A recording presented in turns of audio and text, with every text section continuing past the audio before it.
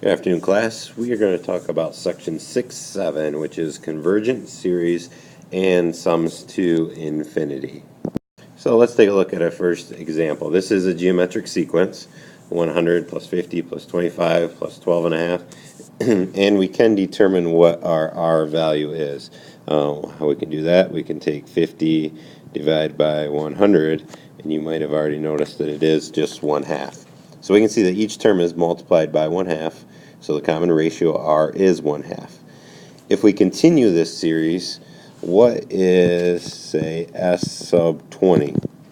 Well, remember, we can put it into our formula. Our first term, U sub 1, and then now this R is less than 1, so we're going to do it as 1 subtract our R, which is 1 over 20, raised to the n, well, our n is 20.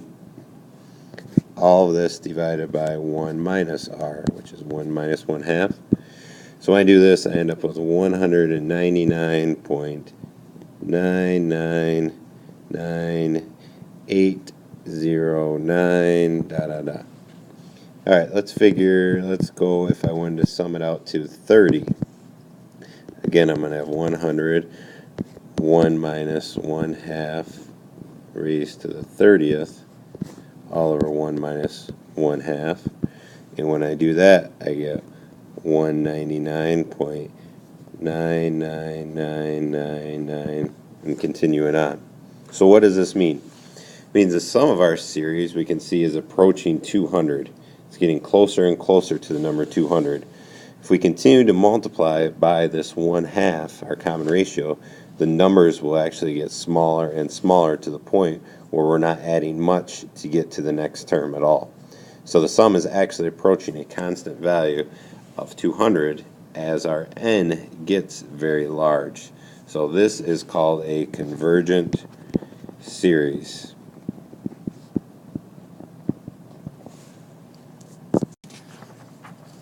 So let's take a look at our formula again. So if I have our formula, S sub n is going to be equal to U sub 1, 1 minus R to the n, all over 1 minus R.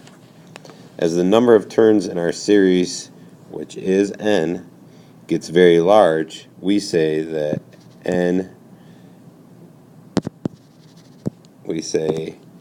our n approaches infinity.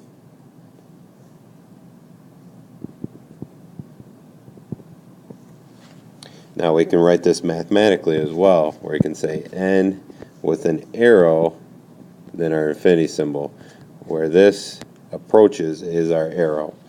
Okay, so if our value of R, our absolute value, so it has to be a positive value, is less than 1, so it's going to be some fractional amount, then as n approaches infinity, we're going to have our R raised to the n is going to approach 0.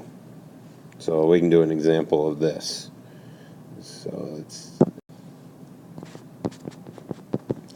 say our R is 1/2. Well, then R to the n, so we're going to go 1/2 squared is going to be 1/4, and that is 0.25. If we went 1/2 cubed, we're going to have 1/8, which is 0.125. If we do 1/2 raised to the 4th power, that's going to be 1 over 16, which is 0.0625. Continuing on, 1/2 raised to the 5th power is going to be 1 over 32, which is equal to 0.03125. So we can see as our value of n, our exponent, is getting larger, we're actually getting closer to 0. Our numbers are getting smaller over here. Okay, so as n gets larger, R raised to the n actually gets smaller and smaller. We can say approaching 0. So therefore, we can say that our S sub n we can write this as u sub 1, 1 minus our r to the n, which we know was 0, all over 1 minus r.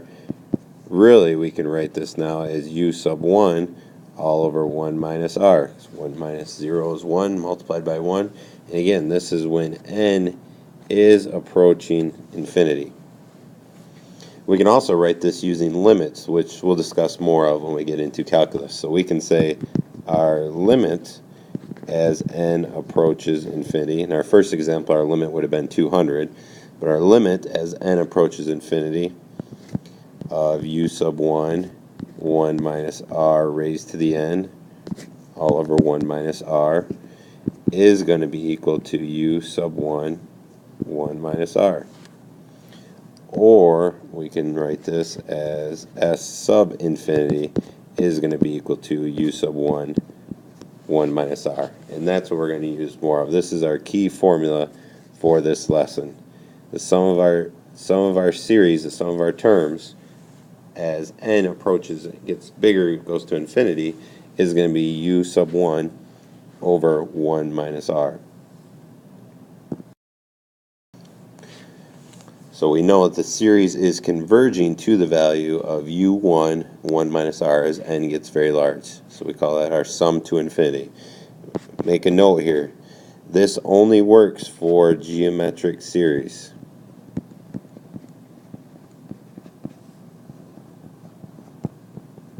So it only works with geometric series. Okay?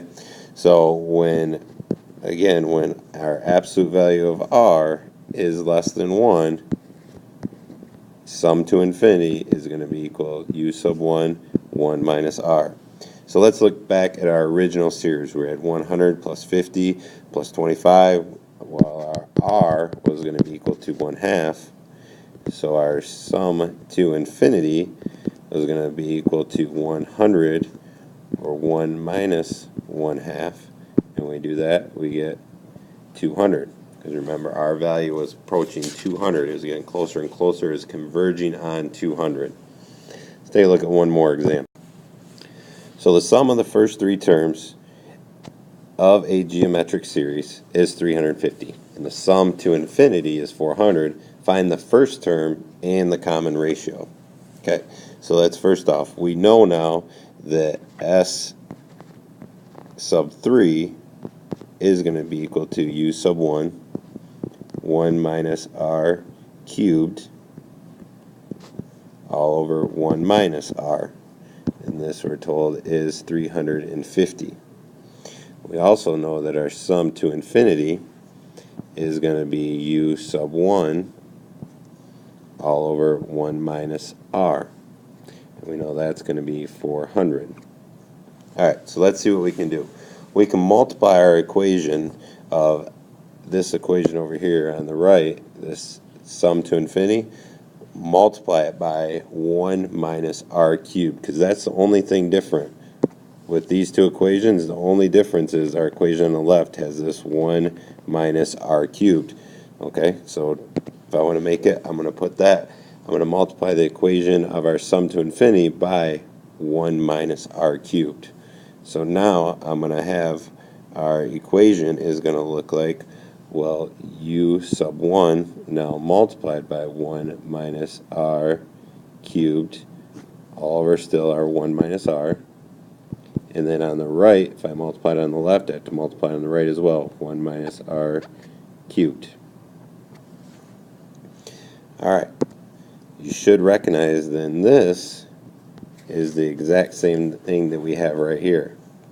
So now that makes our job a lot easier. Now we can say that 350 is equal to 400, 1 minus r cubed. And then to solve this, I'll do 350 over 400 is going to equal to 1 minus r cubed. So then r cubed is going to be equal to 1 minus 350 over 400. So then r is equal to 1/2. Okay, so the sum of the first three terms in the geometric series, so we need to know a little bit more. So we have our r We found r. So now we can find the first term. Well, if I go, I'm going to change colors here. So now I can substitute r back into my formula of s sub infinity u1 1 minus 1 half, and I know that's going to equal to 400. So therefore I could say that u sub 1 is going to equal to 1 minus 1 half, leaves me with 1 half, equals 400. Clear the fraction on the left, I multiply by 1 half, so I have u sub 1 equals 400. If I multiply 1 half on the left, I have to multiply by 1 half on the right. So u sub 1 is going to be 200. So the first term is going to be 200. And then the common ratio is 1 half. Okay, so that's it for this video. Come to class with any questions and we will get started on the classwork.